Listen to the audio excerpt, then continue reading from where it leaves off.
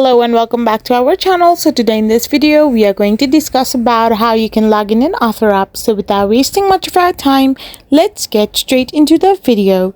So OfferUp is basically a platform where you can buy or sell things. So to get logged in into this particular app, you need to simply tap it open.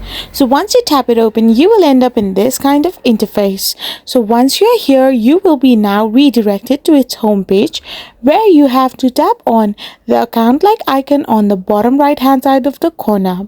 So once you tap on account, you will end up in this kind of interface where you can simply log in or sign up.